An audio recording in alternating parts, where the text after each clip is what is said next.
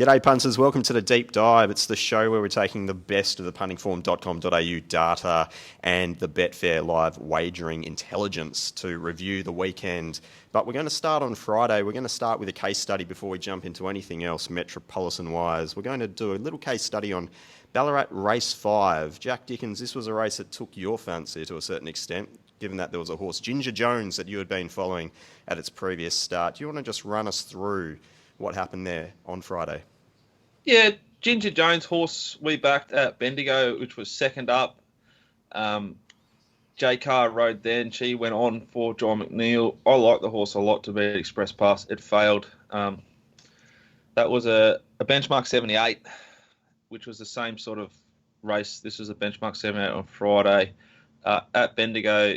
Well, we're gonna flood you with a lot of pictures here to back up what we're saying. But at Bendigo, they went 2.8 slower than the all-average benchmark. The race itself went 2.2 to the 600, so she went 2.8. The race went 2.2, so therefore she's very close to the lead, which is historically this horse's pattern. I didn't bet in this race because the betting looked very, very suspect to me, and I didn't want to be involved in the race. Right, but I still watched it. Here at Ballarat on Friday, the race went 8.5 slow to the 600, which is this very is an slow. 1100 metre race on the Syntho at Ballarat, where it's often on pace suited. Ginger Jones went 11.6 slow to the 600, did that with its head for about a third of that race aiming forward. A third of it was going left and a third of it was going right, and 100% of it, its mouth was wide open, and it was like, oh, it was not sweet. It looked incredibly poor to the eye. The horse over-raced badly. She snicked it heavily. Why? I don't know. In the same race, John Allen's horse, which very interestingly, punters, if you go and have a look, we're going to put up a picture for you so you can just look at it here, but you can go and check it for yourself. Our Win Spirit, Lindsay Smith, John Allen, the only horse from opening markets, from 9am markets, from however you want to look at the markets, that was backed. Every other horse in this race was soft. Our Win Spirit was just the only one they wanted. Went off about $2.10. It missed the start. Didn't matter because no one crossed him. They just waited for him to come through. Up you come, John. He led. Wasn't able to win. We're going to show you some footage of the race. We're going to show you some footage of the Stewards report, the Stewards vision, which fascinatingly, and I don't know if this means this race is under investigation or not, no idea, but the Stewards vision cuts out as they enter the straight. Don't know if that's just a technical glitch or what that is, but when you add that to all these other factors about the betting, the maps, the punting form data, like the actual how fast they've gone, it looks incredibly sus to me. And the fact, Peter, that they have changed the Stewards report. So I posted the Stewards report on Friday on my Twitter. If you go and look at that picture on my Twitter, which hopefully we'll be able to put up on this show as well. Yep. Now you look at the Stewards report now today, they have gone in there and added to this report and addressed the thing that shit me the most that afternoon, which was the change of tactics, a clear change of tactics. She was intent on riding this thing as cold as possible. This is a horse that sits outside lead. If you go into Ginger Jones's profile, you'll see last start sat second in run, previously fourth, last prep third in run, led, and then seventh in run. So this is a horse that always puts itself sort of the worst it's settled in its life. You can see on your punting form screen is that seventh, fourth, first, sixth, fifth, second, fourth, third, first, seventh, fourth, second, sixth.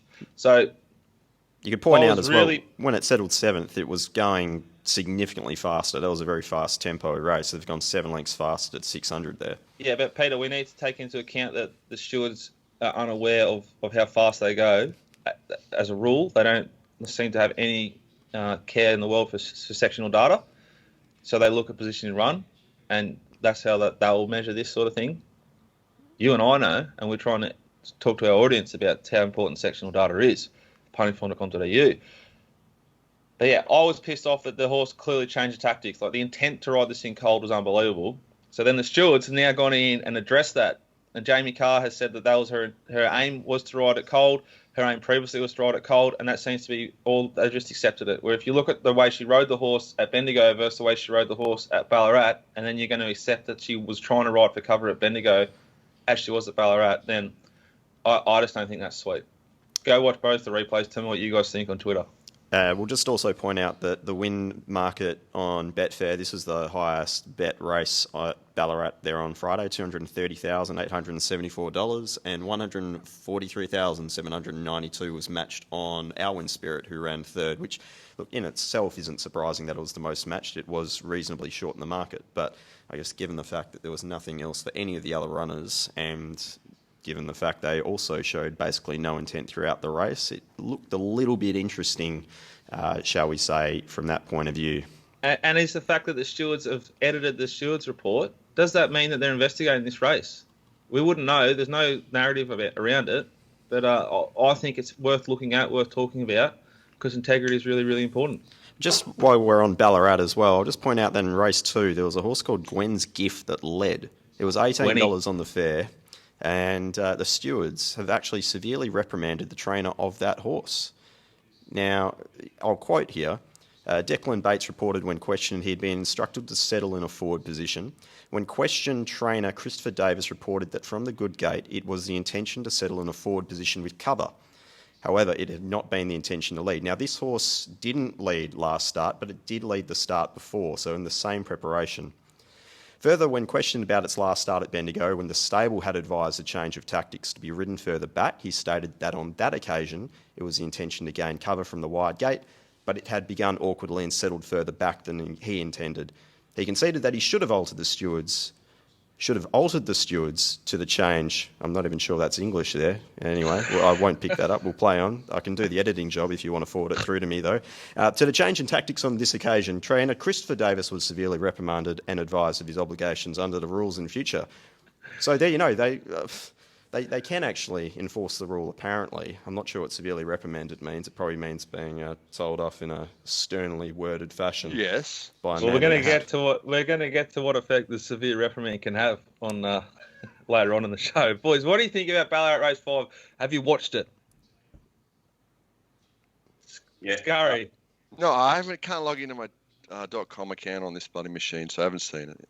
One for the I punters. want your data. Yeah. Charles? I had a look,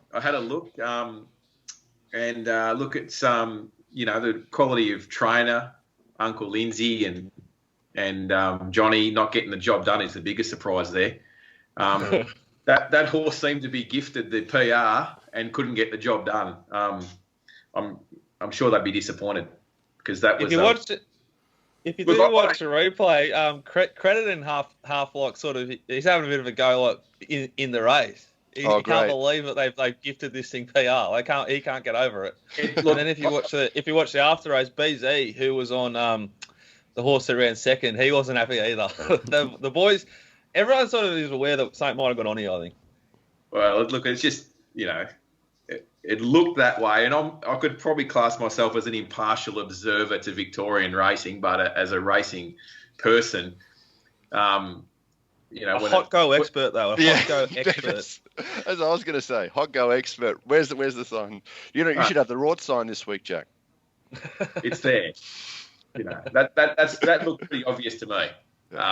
Anyway,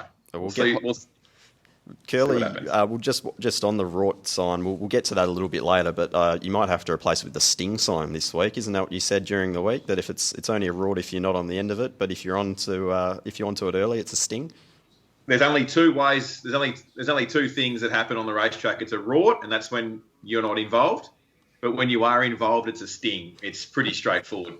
And there was a couple of stings during the week in Queensland. All right. Well, should we head to Toowoomba now?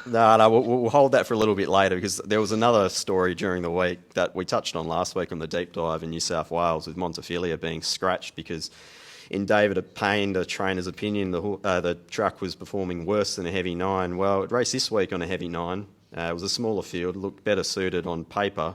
But now, I'm not sure if anyone else heard this, and I'm not sure if anyone at home still has the footage. I went trying to find it last night, but I can't find any of the post-race interviews with jockey Glenn Boss. But he was asked by Greg Radley how the track felt, and I'm sure he said, it feels every bit a 10 So it was performing and feeling worse than what it actually was rated there on Saturday. But anyway, we'll let that go. I don't believe that. He doesn't know what he's talking about. Yeah, Rose Hill was a 7 or an 8. Yeah, that's what it seemed to be. It was obviously another heavily biased track, Rob. The thing is, they call one a 9 or a 10 at Rose Hill, and you call Randwick, like Randwick's going to be a 9. They make a 10 this week, but it's really going to be a 12. It's like a glue pot. It's just a totally different thing. So the lesson out of this, though, then is to write that down, punters at home, is a heavy 10 at Randwick is high risk and could be a lot worse, and you can half trust it at Rose Hill. Is that what we're saying? Yeah, as long as it's not like rain on the day. There was no rain on Saturday. We had 20 mils the day before, but we've probably had 50 mils in the last 3 days, and there's more on the way this week.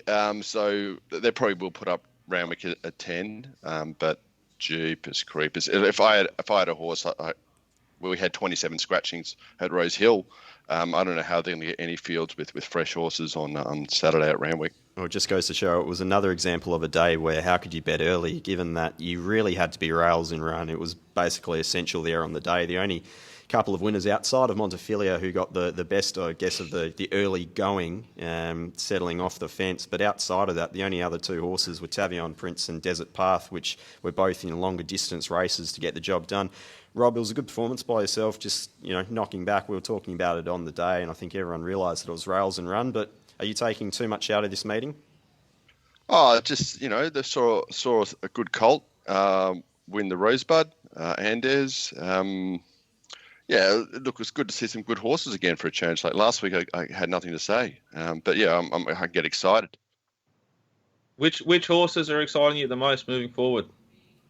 I'd say Andes. I haven't seen the data. That's not my bag, but I've got a feeling that's going to be the best of the day. It was the best of the day. 12.1 lengths above on the puntingform.com.au all-average benchmark. It obviously destroyed that field. Got the best of times out in front, but it's gone at a fast tempo and it's recorded a really big career PB for the horse.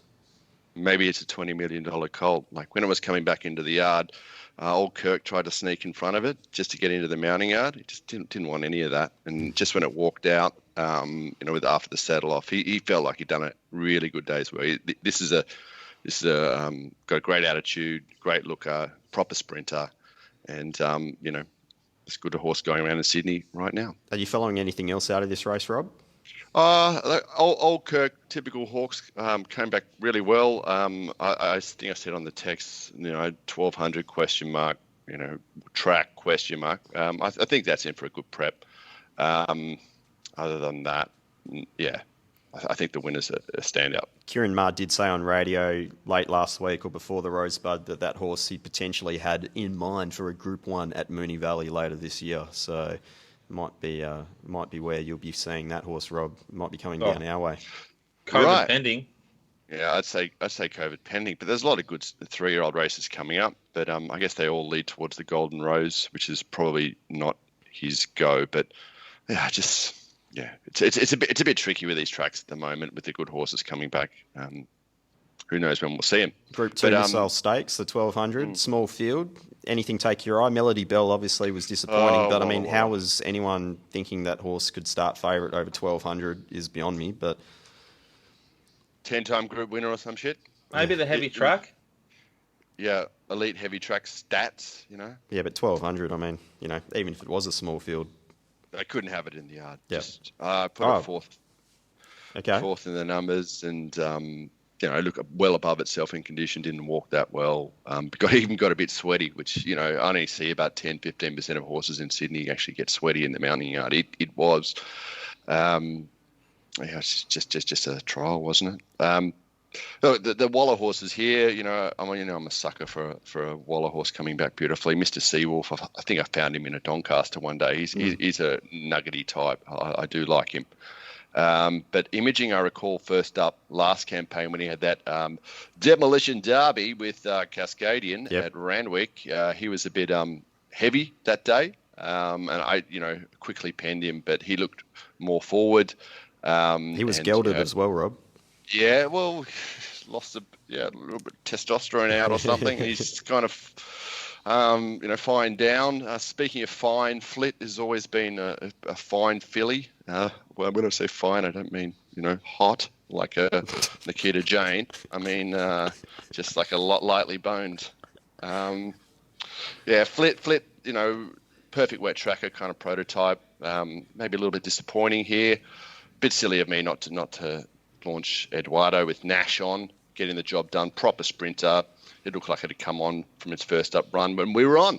Yeah, well, I'll just point out you did find Flit first up last preparation and got the job done at $15 or so. I was waiting for you to see what you thought, and when you didn't give it the push, I thought, well, there you go. That's probably enough there. But you mentioned Nash. Big boys now. She's up. She's not parading against fillies. She's parading against open company. So, a fine boned little filly is not gonna really float my boat. That horse of Waller's that you did like, I copped the tip there, and I backed it to run second to Eduardo. I think it should have run a clear second, shouldn't it? The one for Waller that you liked. Yeah, it got held up. Yeah, a bit of a pox on the race maybe is Glenall. It's just like a Saturday horse at best. It's a Saturday horse, Glenall, and she hasn't been beaten far, and she's caused interference to imaging, or I don't know. It was half a run for both of them or something. Certainly not a hot go. Well, might have been Nash's fault, was it? Yeah, it was. Yeah. Come on, Nash. Yeah, he's been suspended from the 16th of August through to the 1st of September, but I guess probably the more interesting noise was the reports that the stewards were asking him to refer to a psychologist in the short term. I guess there's probably two questions. First of all, is that newsworthy? And second of all, is it necessary? Well, I'll let Curly take over in a second, but I think if Nash has to go and see a psychologist, the line should be pretty fucking enormous, because most of them should. We all should. As far as riders in Australia or the world go, I think he's in the top sort of 5%, 10%. And if he's got issues, God help the rest of them. Well, I'm sure. And is the game paying for that? Like, does Racing New South Wales pay for that, so therefore the industry pay for that? Because if they do, we're going to get to my day later on. But, why can't I go and see one? Best I've got to deep dive with you three. I watched the psychologist on Afterlife. I'd love to see Nash and him in the same room. Girl? It did catch my attention, these articles. I did do a bit of reading last night, and I did notice that this Van Gestel was quoted as saying this is an initiative between the Jockeys Association there in New South Wales and the stewards. I don't know, it's an interesting one, I suppose, because it's not something you'd sort of anticipate to be discussed publicly, I suppose. If if you're struggling mentally in your workplace, I suppose jockeys are independent contractors, are they? But their bosses are the stewards in a way, and their bosses said, "Look, you're not sweet. I'm going to send you in for some counselling." That's not something that you'd want to be talking about publicly in that sense. I think that's the main point of this whole thing. It's like just grotesque, wrong. Like if one of you guys or I have to go and see a psychologist because I'm battling with handling this, we don't do an announcement to the world. We handle that internally, because if it's about mental health, then one of the main factors is like the pressure and the noise. Yeah, look, I think it's ridiculous to announce it to the world. Yeah, I think, like you say, individual choice for the person. I mean, I've discussed this previously. I speak to a psychologist apart from this therapy session weekly. Speak to, that's fine. That's people for discussion. But I wouldn't anticipate that, that my boss would come out and tell people that that I'll have to go and see one. Yeah, if you want to, or Nash wants to talk about it, then the platform needs to be there to openly talk about it. But it's not for someone else to go, hey, here, Nash, talk about it. Hey, Curly, talk about it. It's Curly, the individual's choice. Yeah, Curly, you've done your ass in July. Go and see someone. All right, just before we leave New South Wales, before we finish the show, though, I might get that number. Yeah. Rob, do you have a horse to follow out of the card there at Rosehill?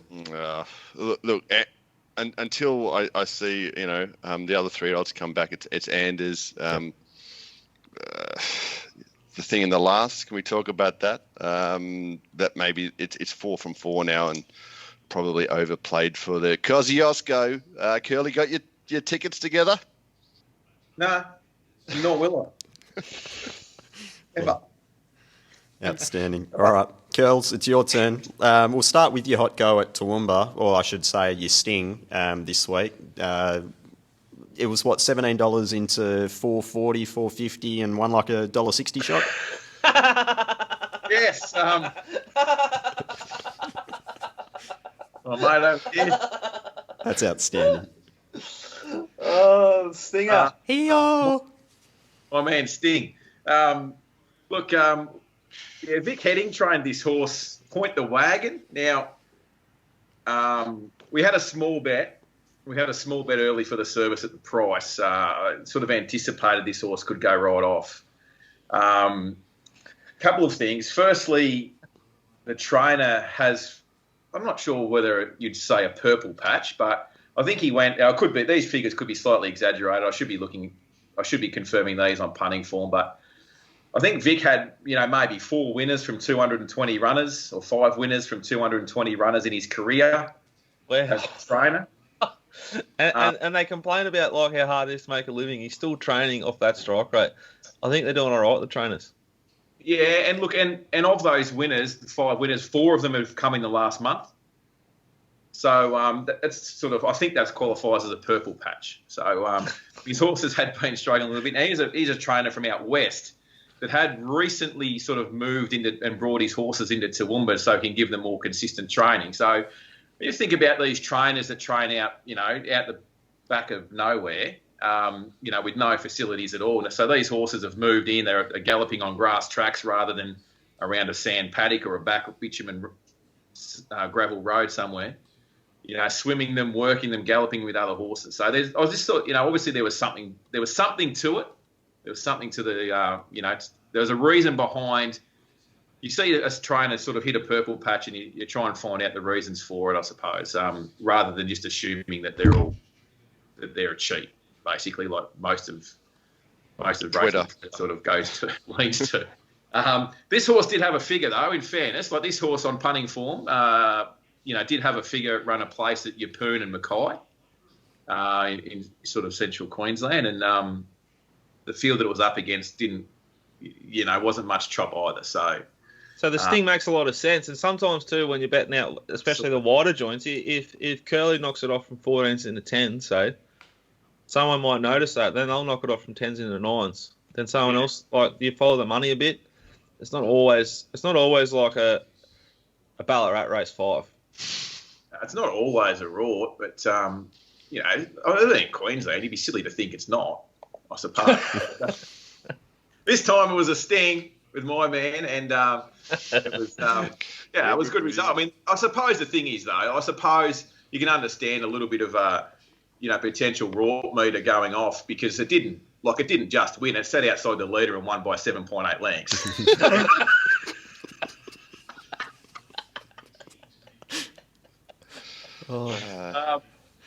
Look, anyway,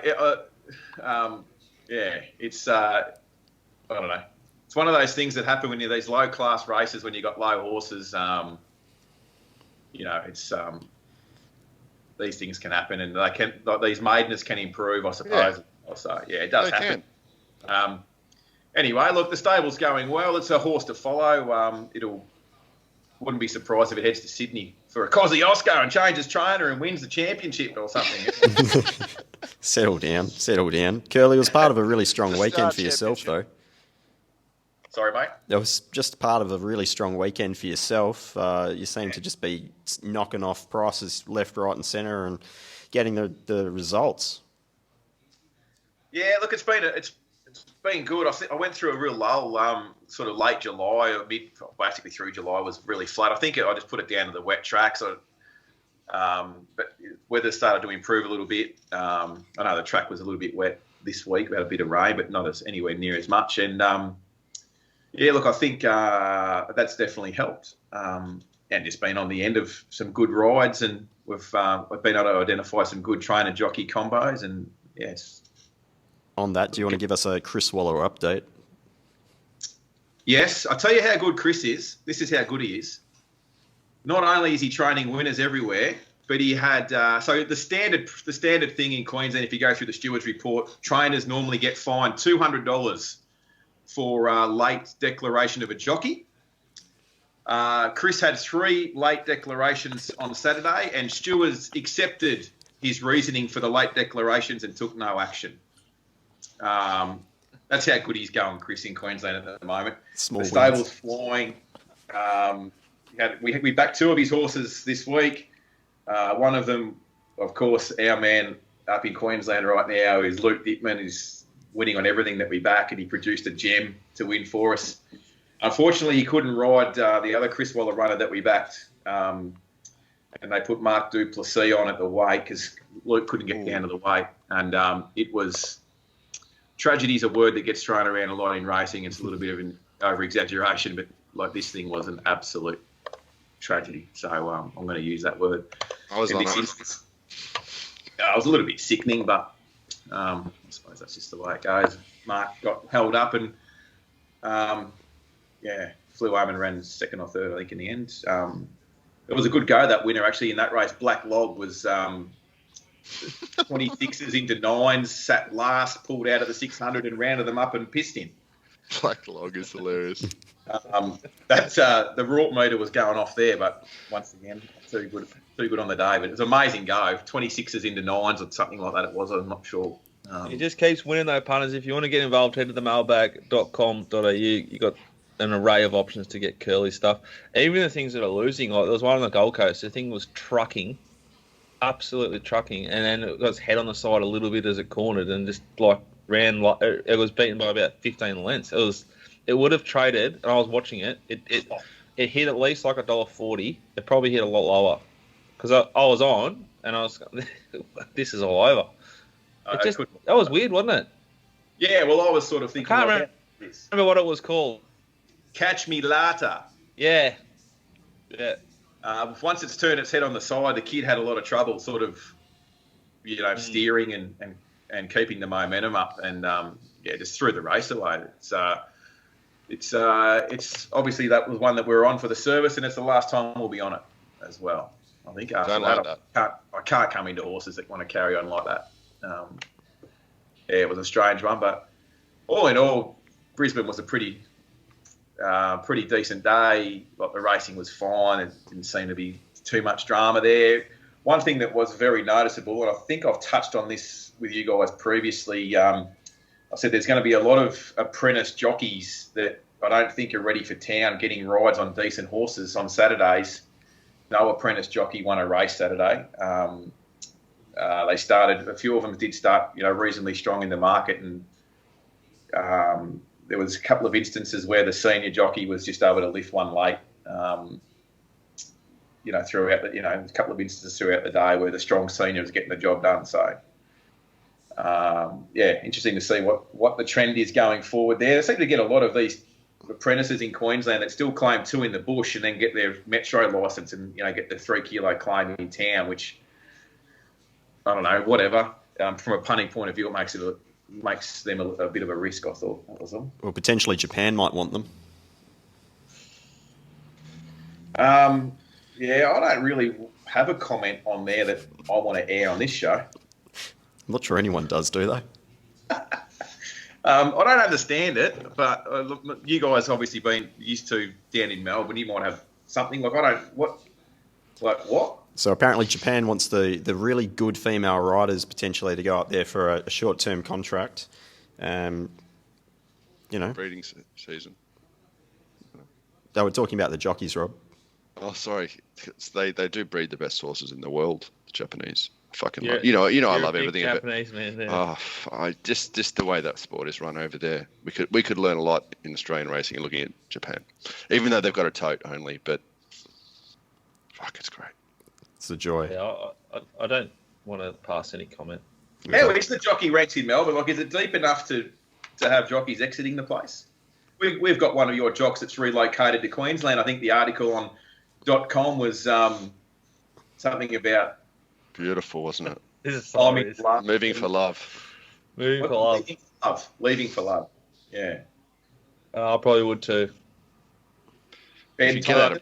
He wasn't riding many horses here anyway. He's leaving to his missus was a rider here as well. The only real rider down here is Jay Carr. Linda's been away for a fair while. Fuck, I love Linda.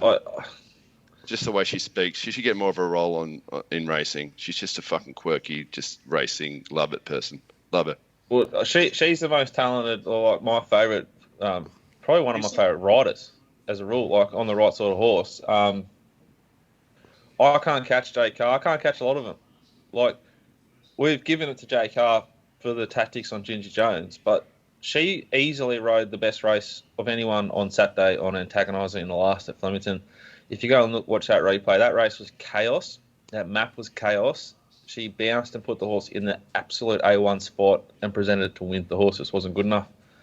So like her best and her worst is just so far apart that it's just so hard to catch. What about Jade McNaught? She seems to give everyone a chance every time she's running. She got one home for me at Someone on the Calgary. show is a huge fan. Yeah, well, Kalgoorlie yesterday, I was a huge fan of her. Race 3 or 4, just up the inside. What was it called? Something Amsterdam. New Amsterdam in the first one from last Tweaked my night. attention. No, I've already done the replays, so you got to stay on top of everything. What? Just before we move to Flemington, Dickens, we'll run through the top 5 pre-play and in-play for Betfair. Pre-play, we had 2 at Rosehill, Anders and Talia. Both of them, one's not a surprise there. At Flemington, South Pacific, Tabardance and Coming Around. 2 of those got the job done. We'll touch on South Pacific potentially. How much was matched? We're talking $399,000 for South Pacific, Tabardance $311,000 and $397,000 for Coming Around. In play, the gold medal this week goes to Talia with $54,000 matched in play. Silver goes to Tabardance with $46,271. And then Cloak at Doomben, $40,235. Cloak was second on the punting form benchmarks up there in Doomben, just narrowly behind another horse, which was Ex-Chic Roman horse. Aurorus. Ex-Chic horse, Cloak. My kind of horse, good type. Wouldn't mind buying an ex-Chic horse at some stage. You might get your chance, Rob. Yeah, never know. All right, now we'll go to Flemington. Interesting little statistic here, courtesy of our friends at Betfair. Turnover was up 20% for the same meeting at Flemington year on year, and the amount of people who bet on the meeting was up 36%. Dicko, is racing flying? I think, yeah, it is. Yeah. I think Racing Victoria is it's the best product in Australia. Well, I couldn't bet anywhere else. I couldn't bet in Queensland if I didn't have Curly telling me what to do. And just on that, like, well done to you guys on the weekend. I had an awful day, and I was still had plenty of bullets thanks to just listening and following all 3 of you. Not so much you, Peter. You come good right when I was bathing the kid, which is just the pizza showed up with no anchovies, which was a win, but I was really happy for you, but just so fucking angry and just like, ugh. Yeah, I went through it. Like, I didn't land a blow for the movers, and we found a good winner from the race by race set, but I think we're pretty stiff. Like, if one of the movers wins, we're sort of square, and if 2 win, it's a big day.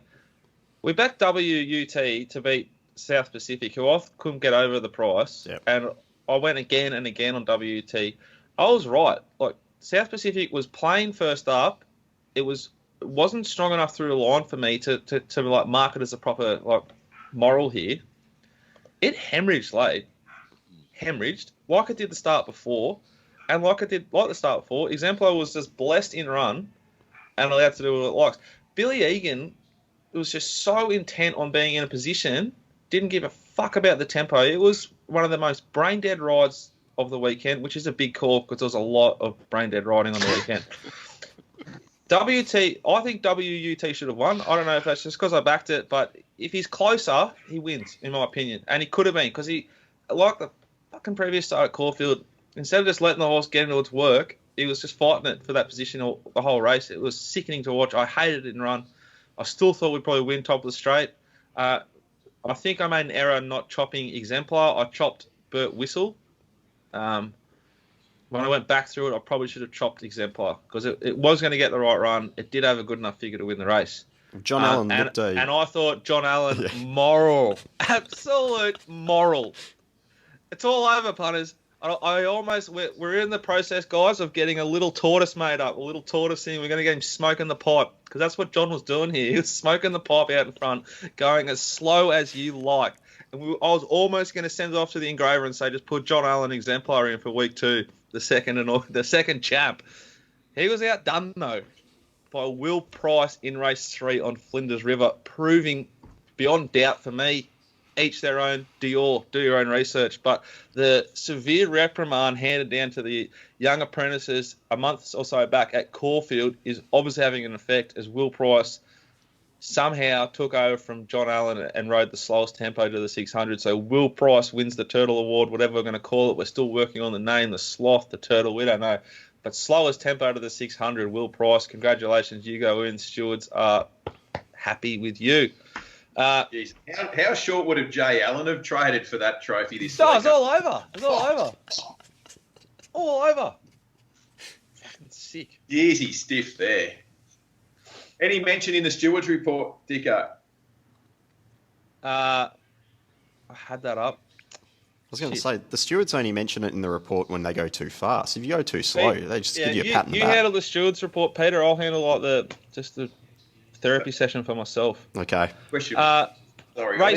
Race 4, I've backed 5 Kingdoms just off the good run at Moonee Valley. I think it was a good run. Navatia was a good run. Winning Partner, very good run.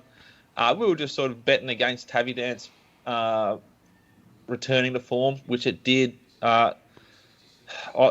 It's outstanding ride by Jay Carr here. Like to get off the fence like she did, to show some intent like she did. If Luke Nolan wanted to show some intent, maybe 5 Kingdoms goes closer. Same with Will Price on Winning Partner, but we know Will's going to be adverse to showing intent because they get severely reprimanded when they do. Not happy with that bet though, as a rule. And then we go to race 5, where I have launched at Laburnum to beat Coming Around, who we're going to look at in a little bit of detail. Pete, if you want to flip up data on it, you could. Yep. But Coming Around has... So Laburnum's been scratched at the gates, right? Which is... It's a setback, and has had to have a trial instead of the race, which isn't ideal the way I sort of look at it. It's come out and run an identical figure to what it ran the previous start, just about, and maintained its level. So... I think by watching the trial and making my decisions, I'm really, really happy with how I've bet here. The map went as I thought. The market at the end, at the death, hated Coming Around and really came for Laburnum. I think you could back that up with the data, Pete. I'm not sure. That's how I sort of remember it going. I didn't factor in,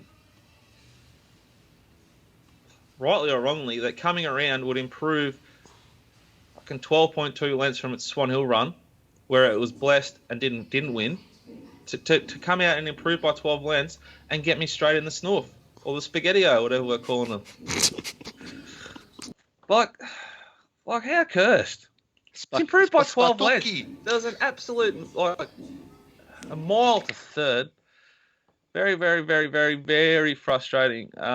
Race 6, we back Sosie Bond, Mike Zara, if you had a draft for the riders in Victoria and you had the number 1 pick, I'd take D. Oliver. If I had the number 2 pick, you're probably taking Mark Zara. And particularly in this race, you're going to go Mark Zara or you're going to go D. Lane. That's where I'm at. What about Craig? I'd take Craig 4. Anyway, he's in the top 4. In a race with D. Bates, Mellum, Yendall, Egan and Jai, Mark Zara's the only bloke to lose momentum. Sosie Bond, I don't know what you do with it, but I think you can't bag it off that run. Oliver lifted Home of the Brave. Thank God he did, because we ended up being with it. Good run. Good race. What do you think of Great Again, Pete? Lindsay? I thought it went sort of better than I anticipated. Yeah, I thought it went would well. fade the last 100, and it sort of really stuck on. It's sort of been up for a little while as well. Like it's doing. Yeah, I mean, if you owned it, you'd be loving it. But yeah, it's becoming probably short enough as a betting conveyance. It still needs everything to go right for it. Probably needs the exact right tempo, and they probably went a touch slow with it being up front. But yeah, that's probably nitpicking a bit. And then race 7, I have Crimson Ace, $9.50, $10. Smashed SP again. Well done, Jack. That doesn't pay the bills though, does it? I've made an error here. I've beat myself up about this. We provided prices, so I was looking at them a little bit more than I normally do. My actual prices. We look at a few other things when we're doing our day-to-day stuff. I've marked this winner like $3, $2.80, and it's drifted. And I don't care for drifts with Waller horses. I don't care what the market sort of does. I think he's a pretty sort of straightforward operator. This horse is probably the most impressive horse out of the meeting, I reckon. It's 2 from 2 now. It killed him. It wasn't suited. I don't think it or Crimson Ace, which we were with, missed the start, was back and buried the fence, lost momentum, and closed really nicely. Good run. You can follow it again. I thought Ben Mellon's ride on Cadre de du Noir was outstanding. Gave it every possible, but this Skyman just killed him. Nice horse. Made an error not being with it for the late mail stuff there. And then race 8. Race 8. Octane's improved 12.3 lengths. I repeat, Octane has improved 12.3 lengths. Rock Profit, who we were with at $8 or $9, started second favourite, hemorrhaged. It's improved 0.6 lengths. Sort of Mercy's improved 2.2 lengths, who are with heavily. Very, very grey this for me. Like, what do I do here? How do you justify backing Octane at that price? Has anyone here honestly got theories on how to handle these SA horses who come here and just spike? No. Outside of being in the yard and getting a really good visual on the horse, I think that's probably the difficulty that we're under at the moment. But I was with you. I couldn't have it at that price, but it didn't budge, did it? No. It was a bit soft, I thought. Then it firmed. Yep. Great ride again, J Car. Can't catch her. Lewis German, sleepy effort on Rock Profit. If he was closer, he wins. Anyway. And then race 9. Well, I didn't say it. You did, Pete, but I didn't disagree with you at all. Like, you were bagging this horse that won Severe, and so you should have been. Like, what has happened here? I still don't know. Antagonizer, I assume, is traded extremely short in run because J Car again. She started the show off on a poor foot, but she has come good.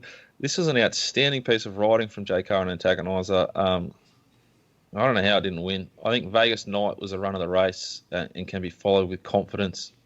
It's a really nice horse, was not suited and went enormous. Few nice runs in the race. Poor that girl. Like, P. Stokes.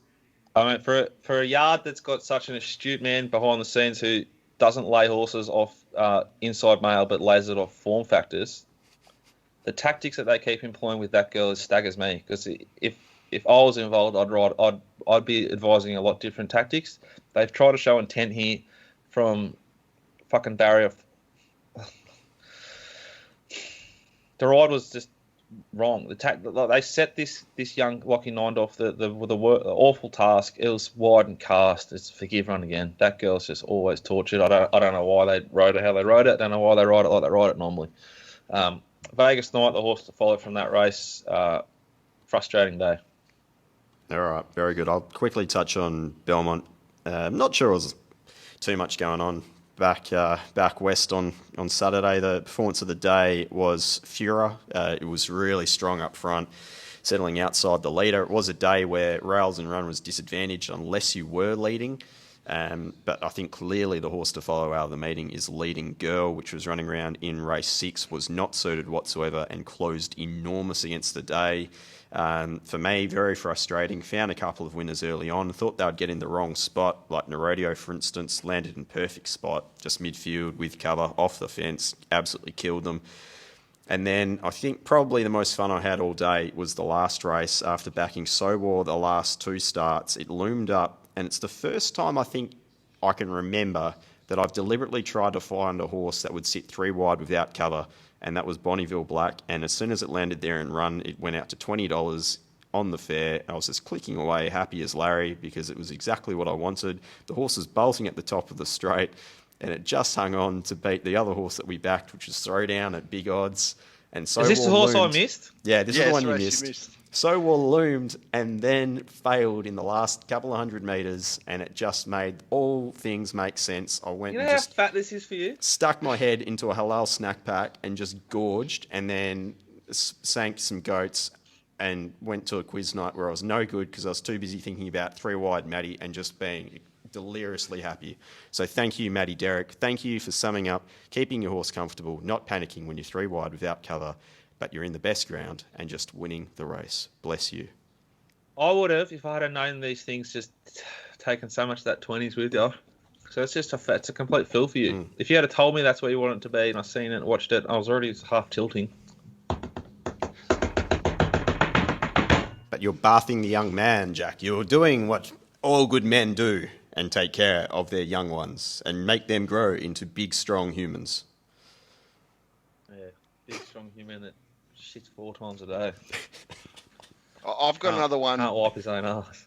Yeah, well, I've got another one at Rose Hill in the Fender race, Discharged. One of my favourite horses for, speaking of in play, hit 200 to 1 one day when Geo looked like it was going to go straight past it. Got triple figures, it's not all about me. But anyway, it doesn't look like a wet track horse. Come back well, got a little bit hot late, and we'll be winning this class this time in. Very good. Boys, anything else that we want to cover off?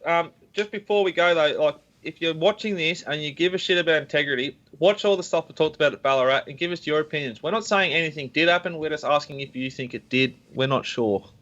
I guess that's all you can do, isn't it? It's been a big week. We're looking forward to another week ahead. Curly, we'll touch on you. What's your schedule looking like? Because we often get people saying, what's Curly doing? What's on the calendar for Curls?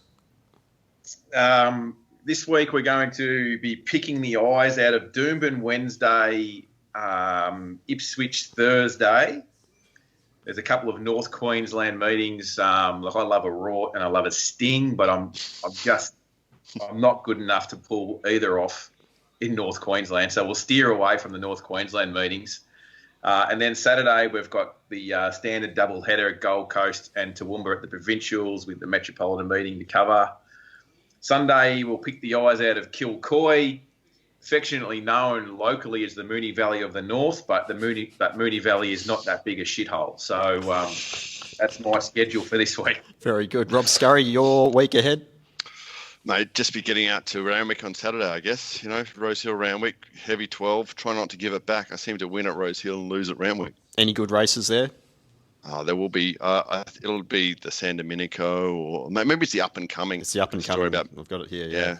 Magic good. Albert. I got a story about him in that race, but save that for another time. Jack Dickens. And we've got Ladbrokes. Settle down. Sandown Hillside, Wednesday. Caulfield Saturday. We've got the usual movers through the week. Another week. Don't sound another too week excited. in the COVID bubble. There's some big things on the horizons, hopefully for the team. Stay tuned. Indeed. I'm a bit down after just talking about that fucking Flemington. I thought you were talking about race 8 at Belmont. That shits me. Yesterday, back to good trialer, missed the start. It jumped. It had 3 trials where it led. Jamie Carr fucked me again. And then I didn't trust Jay Fry in the last race. I just thought he'll ride this thing cold as, and will just flash and miss. It led and won. I saw that. Fuck me. I think you should go and see a psychologist. Put it on the company card, mate. I think you do. Do you reckon I could put like a pack of darts on the company card and claim them? No, Like medicine? definitely not.